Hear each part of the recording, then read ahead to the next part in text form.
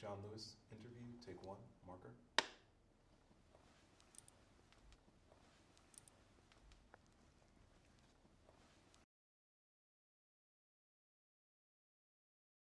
I never thought that I would live to see a black man or a black woman as President of the United States of America. Growing up the way I grew up in rural Alabama, 50 miles from Montgomery, it was very hard and very difficult for people of color to even register to vote. My own mother, my own father, my grandparents didn't become registered voters until after the Voting Rights Act was passed and signed into law on August 6, 1965. People had to stand in unmovable lines. People were asked to count the number of bubbles in a bar of soap, the number of jelly beans in a jar. And to live to see Barack Obama become President of the United States of America was almost too much. As a matter of fact, when he was declared the winner of the election, he was speaking in Ebenezer Baptist Church, which was Dr. King's old church, not the same building. And I jumped up so high, I didn't think my feet were going to touch the floor, and I started crying. Someone asked me, why are you crying so much? I said, it's more than tears of happiness and joy, but I'm crying for those people who didn't live to see a person of color elected president. And I remember some reporters asking me over and over again, why? What are you going to do during the inauguration? I said, if I have any tears left, I'm going to cry some more. And that's exactly what I did. The election of Barack Obama gave us all hope, a greater sense of hope. I said, if Barack Obama can do it, maybe other men and women of color can follow.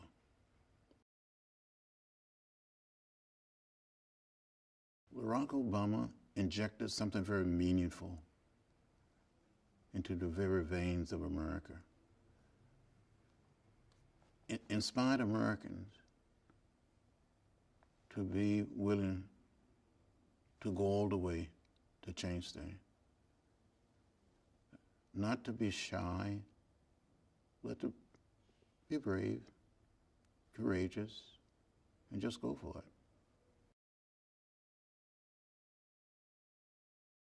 President Obama said to me on more than one occasion that he met me, and I don't quite remember. He was a law student at Harvard, that I came to speak and talk about the Civil Rights Movement. And he recalled meeting me there. When I got to know him fairly well, when I came to Congress, I invited him to come to Atlanta. And he was Senator Obama. We walked downtown Atlanta from my office for lunch. And along the way, people kept saying, Mr. Obama, are you going to run? Are you going to run? And he just sort of said, well, maybe, I don't know. And we took seats in a little restaurant. And the waiters and waitresses, other people just kept coming up to him. So run, Mr. Obama, run, run. And I think he was in the process. It was going through his mind. And he made the decision to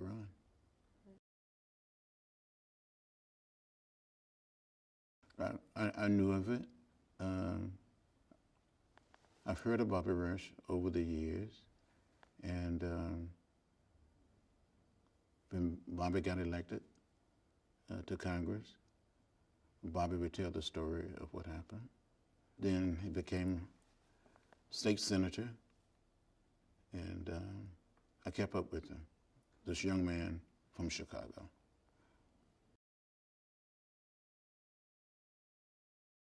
I had made a commitment to Hillary. I had known Hillary through her husband, had endorsed her, and then I switched to Obama. It was tough. It was tough. I supported President Clinton, and I got to know Hillary, and I switched. I called President Clinton and told him it was one of the tough decisions of my political life. But it all worked out. I see them from time to time, I talk to them, and we are still friends.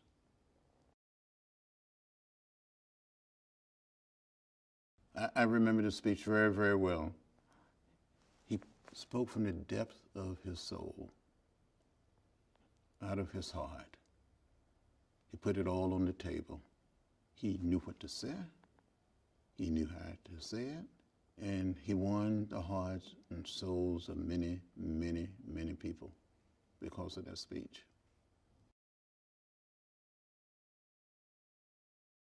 Well, I think the great majority of people who have been involved in the American Civil Rights Movement were very, very pleased with his leadership,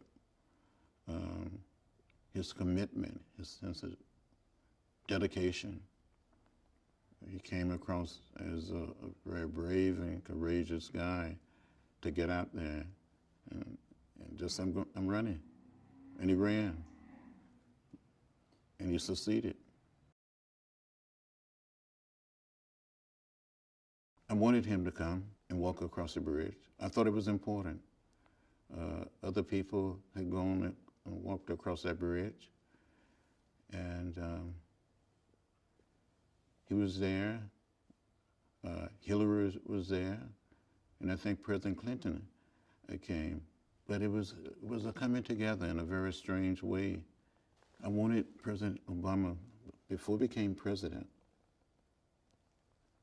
to see and walk that path where other people had walked, to come and sit in that church and feel the spirit of what happened in Selma, to be there with the local indigenous people.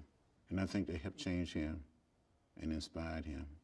But President, even before he became president, but as a candidate, he represented something new. He represented a great sense of hope and optimism. He was young, articulate, and daring, just daring. So I'm going to do it. And he did it. He succeeded. He was able to build a mighty interracial, biracial coalition.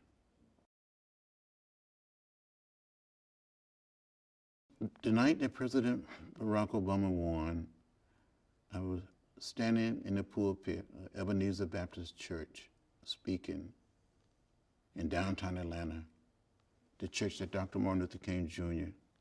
and his father had been the co-pastor. And when he was declared the winner, I just started crying. I jumped up like I had been touched by the Spirit, maybe the Holy Spirit, or maybe the Spirit of Dr. King.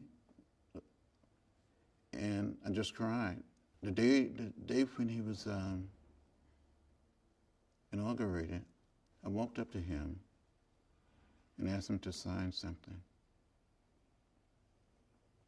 He wrote on this piece of paper, "It's all because of you, John." I said, "Well, thank you, Mr. President." He gave me a hug, I hugged him, and we both teared up. During the second inauguration, he walked up to me and said, "It's still because of you, John."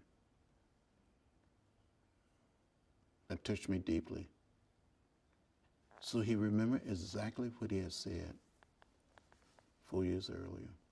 That's very kind of him. Brian is like Obama, they're both one of a kind.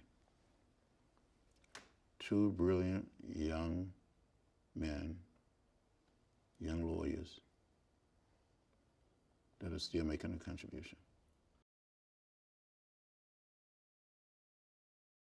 I think the election of President Barack Obama forced all of us but maybe the majority of Americans to come to terms with the issue of race. That is something that we cannot sweep under the rug or in some dark corner and forget about it. Even before the election, when he spoke in Boston, he talked about it's not a black America, a white America, it's America. He was picking up where Dr. King left off, that we're one people, we're one family, that we must learn to live together as brothers and sisters, if not be perish as foes. Obama believed in that. He believed in the goodness of humankind. He had been reading and studying the civil rights movement, reading the literature of Dr. King and others. I believe he became deeply imbued with the philosophy and the teaching of Gandhi and others.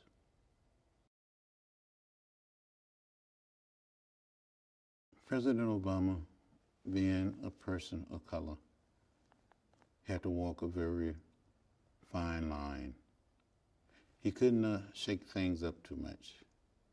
He couldn't rock the boat. But he played his role, and I think he played it well. He surrounded himself by some very smart, capable individuals. Had Eric Holder as Attorney General, but many other people, black and white, Asian American, in this administration. But if he had been maybe someone else, person of another color, maybe it wouldn't have been so hard and so difficult. You know, a decision was made the evening of the inauguration by some members of the Republican Party. They met that evening and said we would not allow him to succeed. It was a systematic, deliberate effort to do whatever they thought they could do and get away with, not to allow the President of the United States to succeed.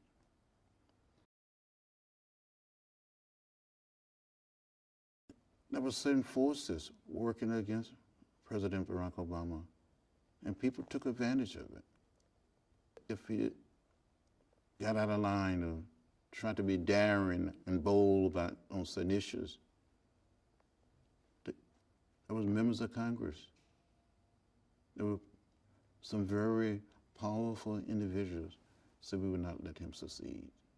But in spite of all of that, in spite of everything that people tried to do, it was the leadership of President Obama and a few other good men and women.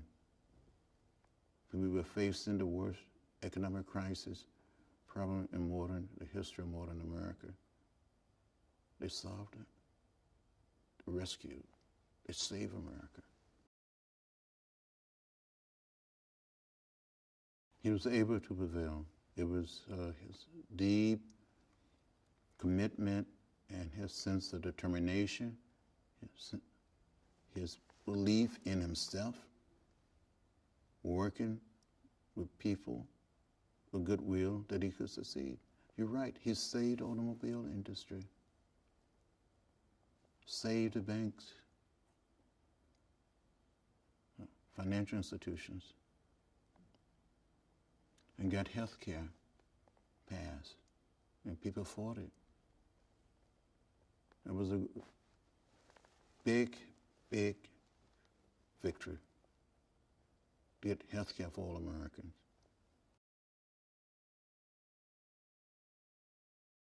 Well, it reminded me of what happened as we left the Capitol buildings, the Democratic members. I will never forget it. It was on the anniversary, one of the anniversary of the march across the bridge. And it reminded me. And we just started walking, holding hands, and there were people yelling, using the N-word, cursing people. spitting on members, throwing things at members. But we were determined. We walked on the floor, we cast our votes, and we passed the bill. It was a significant breakthrough. Dr. King, like President Obama, believed that health care is a right, and that all people should have quality health care. You have to be hopeful. You have to be optimistic. To lose hope is like you don't exist. It's like being dead. Hope keeps you alive. You have to say to young people during the 60s, and I said to my colleagues today, continue to pick them up and put them down, and to never give up, never give in, never lose that sense of hope. You have to believe somehow, in some way, if you continue to work every single day, every hour, it's all going to work out. You have to take the long, hard look. There may be some setbacks, some disappointments, but in the final analysis, we will get there. And I believe that today. We will get there. I remember that day very well. As a matter of fact, several of us, members of the Congress, were asked to ride on the plane with him. It was an unbelievable feeling. You could see it on the face of President Barack Obama, that he knew that he was on a mission, get all Americans to believe that we have to do our best to create a sense of community, that sense of family. And the church was packed. There was unbelievable sea of humanity. Black people, white people, young, old, elected officials, non-elected officials, just people. He delivered a very moving speech, and at the end of his speech, it was a mini sermon, really. He started singing Amazing Grace. Something just came over me, and I think it came over all of the people in that church, and maybe over people listening on radio or watching on television. It was one of these unbelievable moments, probably in the life of so many of us. But for the President of the United States of America, just sort of take choice and start singing Amazing Grace. Only Barack Obama could do it. He cannot undo the sense of being able to forgive and to move on that Obama instilled in the American people. He cannot undo that. In spite of everything that Mr. Trump said about President Obama, and still talking about the last president, the last administration, President Obama been so cool and so calm and so much of a man. He's taken it with a great deal of dignity and pride in his accomplishment. Charlottesville made me very sad. When I saw what was happening on television, I cried. I thought we had come so far and was much farther along than what we witnessed. I think the present person in the White House today, through his action and words, helped create the climate and environment of what happened. And then when he had the gall to say, there's some good people on both sides. President Kennedy, President Clinton, President Johnson, President Obama would never, ever say anything like that. It makes people feel comfortable and feel at home with racism. When you see something that is not right, not fair, not just, something that is evil, you have to speak to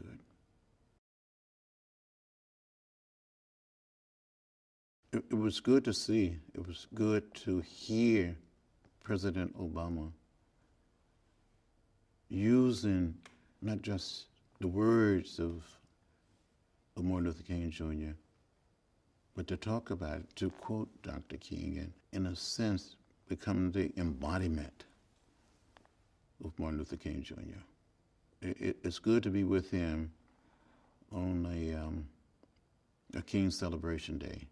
This past King Celebration, he invited me and about 6 young African American in middle school just to talk with him. And it was like a father talking to his young sons. And we did it for 2 hours. I think the teaching and the life of Dr. King influenced him a great deal. Well, I feel good to see young people all over America and around the world studying and learning from what we tried to do during the 60s. Hopefully, we will be leaving America and the world community better off. Each generation must play a role, must do what we can to inspire another generation to stand up, to speak out, and try to save this little piece of real estate we call Earth. Leave it a little cleaner, a little greener, and a little more peaceful.